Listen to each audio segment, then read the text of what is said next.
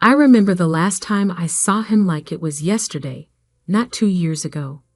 Daniel, standing on the beach of our private villa in Santorini, golden in the sunset light. He turned, smiled that crooked smile I'd fallen in love with, and said he was going for one last swim before dinner.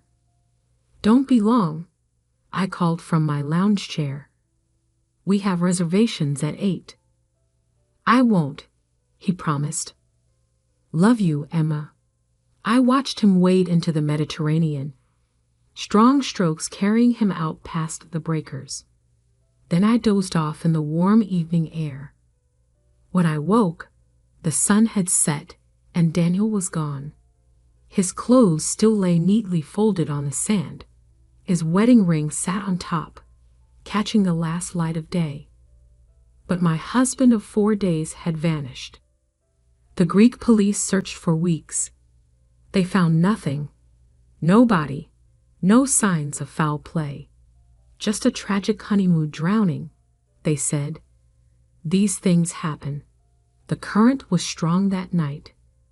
He must have been pulled out to sea. I didn't believe it. Daniel was an expert swimmer. He'd grown up on the California coast, spent summers lifeguarding. But what other explanation was there?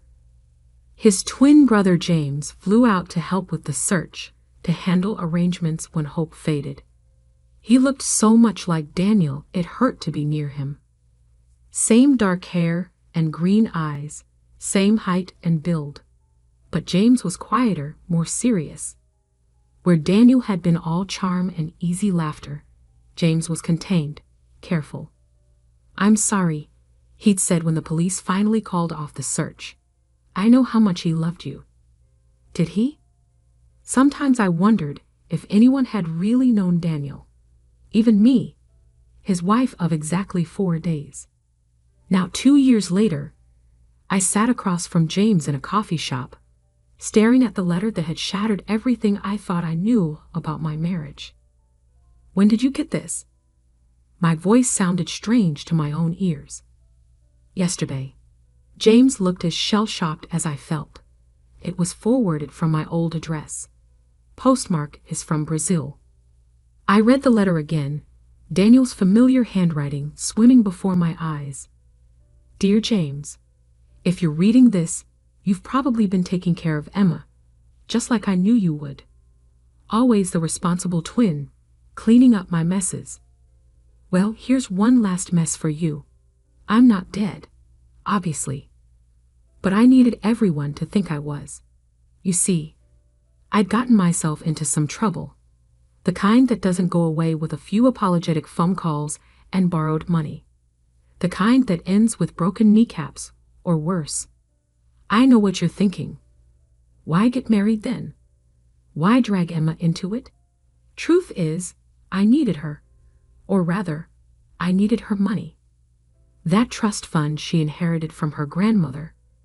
Well, let's just say it came in handy. Don't worry.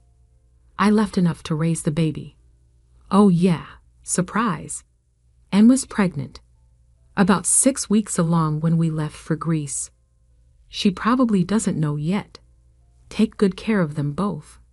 It's the least you can do, considering you've been in love with her since the day I introduced you. Consider this my last gift to you, brother. The woman you love and the family you always wanted. All yours. Try not to hate me too much. Daniel." My hands shook as I set down the letter. How did he know? About the baby, I mean. I didn't find out until after.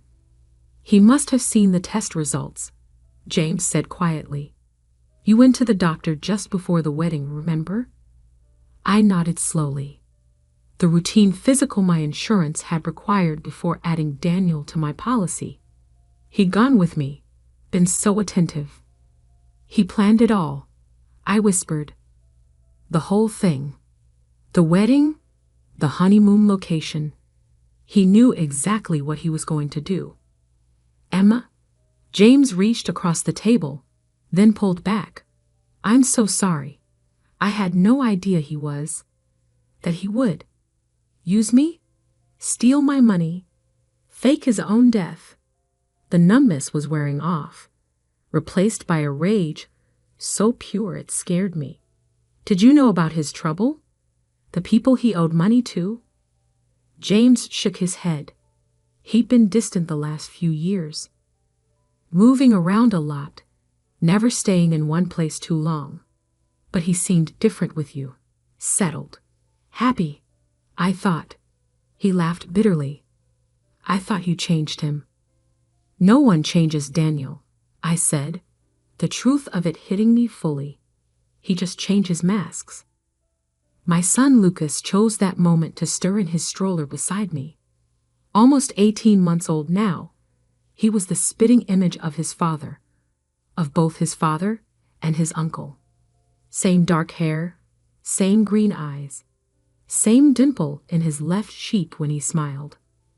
James looked at Lucas, pain crossing his features. He's right about one thing. I have been in love with you. Since that first dinner when Daniel brought you home. Stop. I held up a hand. I can't deal with that right now. He nodded, understanding as always. James had been my rock these past 2 years, helping with the baby, handling Daniel's estate, making sure Lucas would know stories about his father. Only they were all lies. Every memory, every story, every moment of grief, based on a carefully constructed fiction. What do you want to do? James asked quietly. About Daniel? The money? The fact that my entire marriage was a con. I laughed, the sound edged with hysteria. I have no idea. We should go to the police. And tell them what? That my dead husband sent a letter confessing to fraud. That he's alive somewhere in Brazil. They'll think we're crazy. We have proof. The letter, the postmark, and there must be a trail. Bank records, travel documents. No. I said it more sharply than I intended. No police. Not yet. First, I want answers. Emma, he stole 2 years of my life, James. Made me grieve for him while he was probably living it up on my money. Made me tell our son his father was dead. My voice broke. I want to know why. Really why. Not just the excuse he put in that letter. It's too dangerous. If he really was in trouble with the kind of people who break kneecaps, then I'll be careful. I met his concerned gaze. Will you help me? He sighed, running a hand through his hair just like Daniel used to do. You know I will. Whatever you need. Good, because I think I know where to start. James raised an eyebrow. Where? The last place anyone would look for a dead man. I pulled out my phone, already searching flights. Greece, where it all began. Emma, no, it's been 2 years. There won't be any trail left to follow. That's what everyone thought then too. But look at this. I turned my phone to show him an Instagram post. A sunset shot of a familiar beach villa. Our honeymoon rental. The owner just posted this yesterday. Notice anything strange? James leaned closer, squinting at the image. Then his eyes widened. In the background, barely visible through the villa's window, a figure stood watching the sunset. A man with dark hair and a crooked smile. It could be anyone, James said, but I could hear the doubt in his voice. The caption says it's from last week. And look at the comment. I scrolled down. Someone asked about the man in the window. The owner replied that it must be a trick of the light. The villa's been empty for renovation. So why is there a man who looks exactly like my dead husband standing in an allegedly empty villa? James was already pulling out his own phone. I'll book the flights. No. I touched his arm. I need to do this alone. Like hell you do. He's my brother too, Emma. And if he's really alive, If he really did all this, his jaw tightened. I need answers too. I looked at Lucas, peacefully sleeping in his stroller. My son, who deserved to know the truth about his father, whatever that truth might be. Fine, I said. But we do this my way. Which is? First, we need to find out exactly what kind of trouble Daniel was in. The kind of trouble worth faking your death and abandoning your pregnant wife over. And how do we do that? I pulled up another screen on my phone. Daniel's old office number. The investment firm where he'd worked before our wedding. We start, I said, by following the money. Daniel's old office looked exactly the same. The same sleek glass and chrome. The same professionally bland artwork on the walls. The receptionist even remembered me. Mrs. Kingston, what a lovely surprise. Her smile faltered slightly. I'm so sorry about, well, everything. Thank you, Claire. I forced a smile. I actually need to access some of Daniel's old files. For the estate. She hesitated. I'm not sure. It's been cleared with legal. James stepped in smoothly. Amazing how authoritative he could sound when needed. They're expecting us. 10 minutes later, we sat in a conference room with Daniel's personnel file and archived emails. The official story was that we were finalizing estate matters. The truth was, we were looking for any hint of what had driven Daniel to such elaborate dissection. Look at this, James murmured, sliding a paper across the table.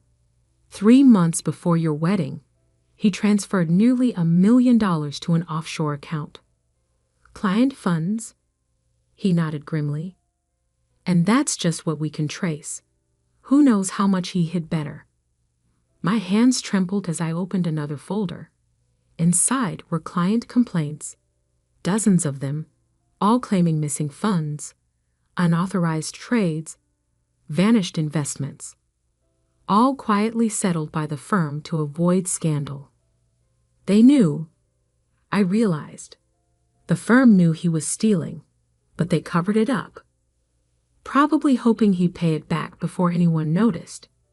James was scrolling through emails on his laptop, but he just kept digging deeper. How much? In total? From what I can piece together, at least $5 million. Maybe more.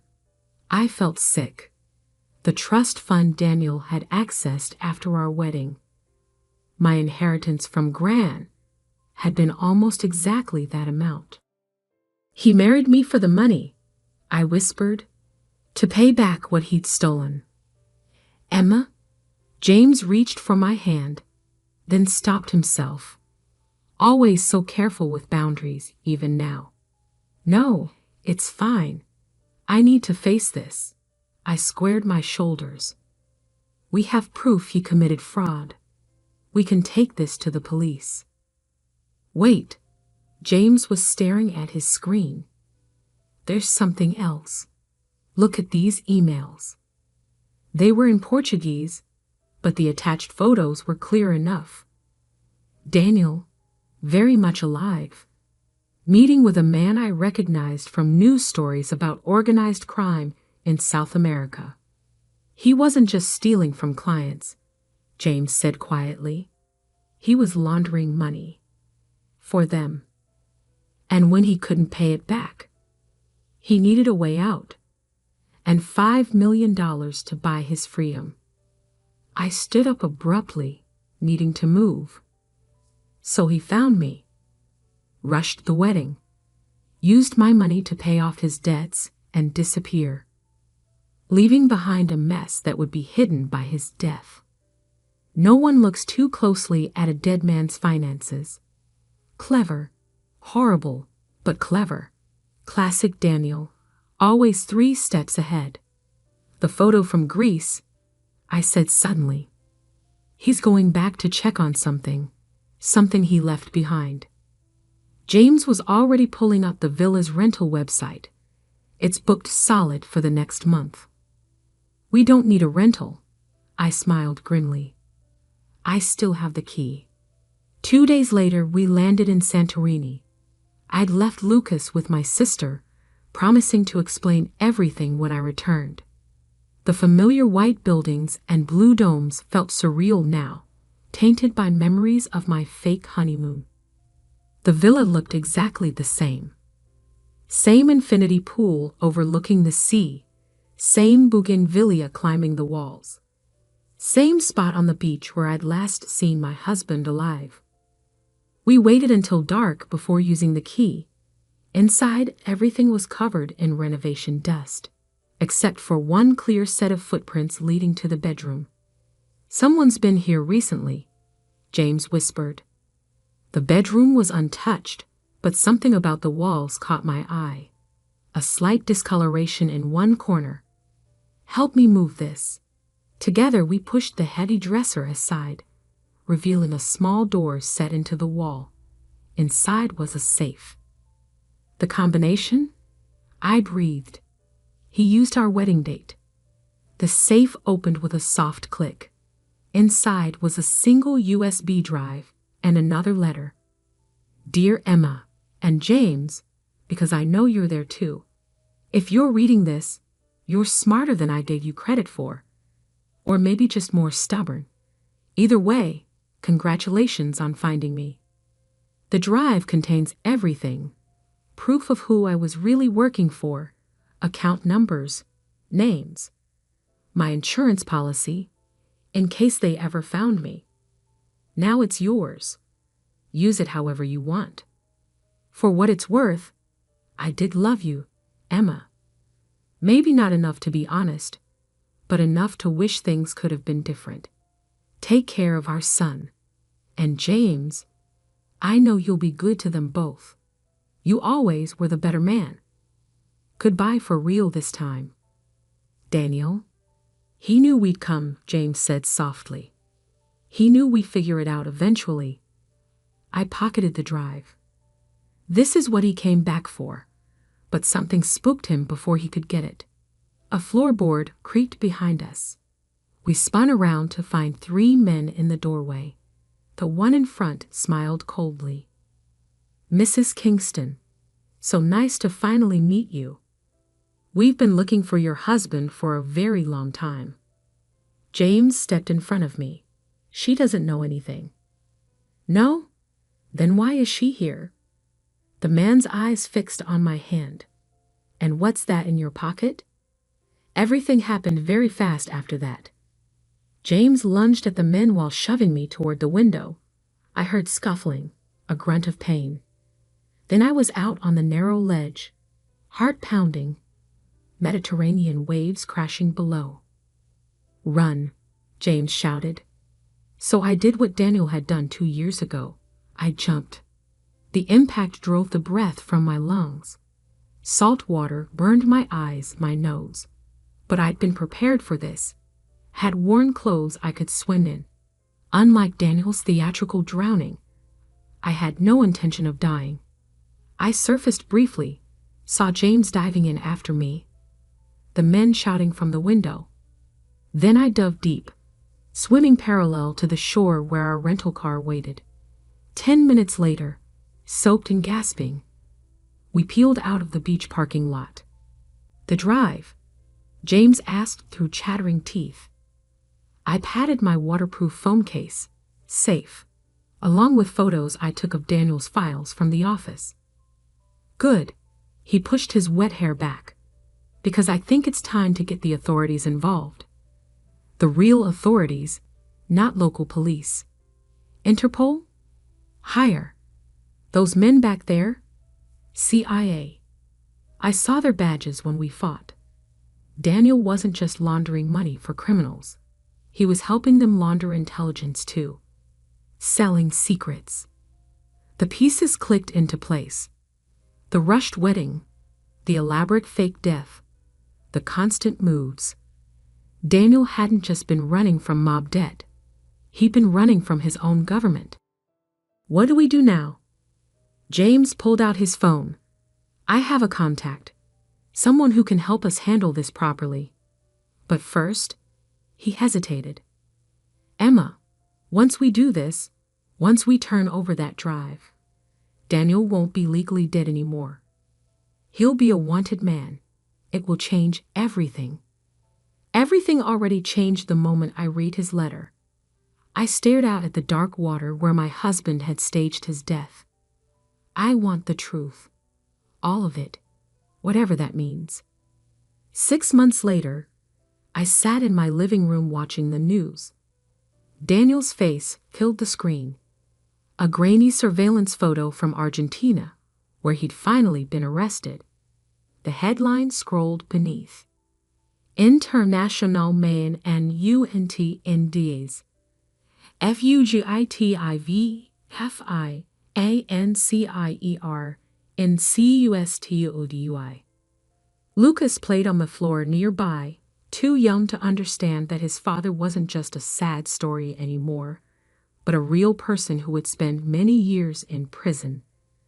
James came in from the kitchen carrying coffee.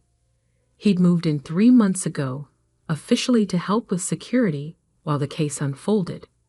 Unofficially, well, some things take time to acknowledge. They're transferring him back to the U.S. next week, he said, sitting beside me. Are you sure you want to see him? I nodded. I need to. For Lucas's sake, if nothing else. His father may be a criminal, but he deserves to know where he comes from. And what about you? What do you need? I turned to look at him. This man who was identical to my husband in every physical way, yet completely different in all the ways that mattered. Who had helped me uncover the truth, even knowing it would hurt. Who loved my son like his own. I need time, I said honestly, to process everything, to figure out who I am beyond Daniel's victim or Lucas's mother. You have time, he said softly, as much as you need. On the screen, they showed the villa in Santorini, now a key piece of evidence in an international investigation. The beach where it all began and ended. The water that had swallowed one life and given me another. Lucas toddled over, holding up his favorite book. Story? I pulled him into my lap while James began to read. My son snuggled against me, secure in the simple truth of being loved. Someday, he would learn the complicated truth about his father. But for now, this was enough.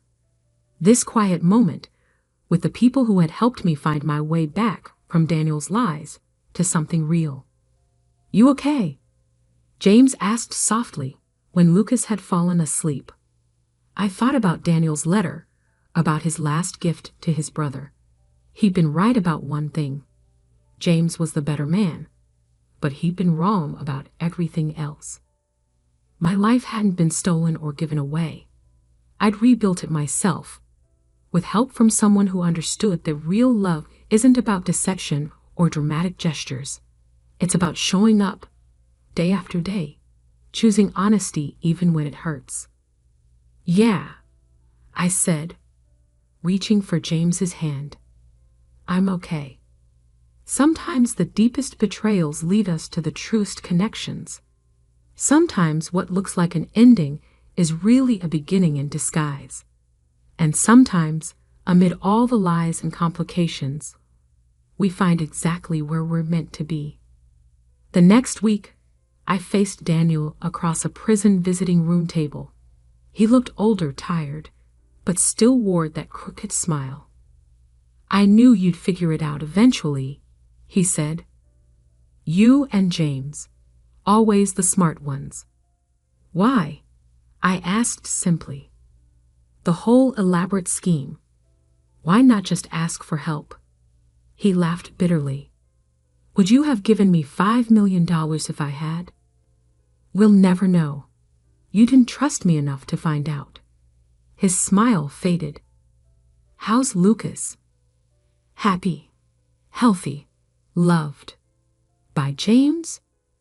By family. I stood up. Goodbye, Daniel. I'm not coming back. I really did love you, he called as I walked away. In my own way. I paused at the door. I know. But love without trust, without honesty, it's just another pretty lie. Outside, James waited by the car. You got what you needed? I looked at him. Really looked at him. Same face as Daniel, but such different eyes. Eyes that had never lied to me. Yeah, I said. I did. We drove home to Lucas, to our complicated but honest life, to all the truths still waiting to be discovered between us. The future stretched ahead, uncertain, but real. And sometimes, that's the greatest gift of all.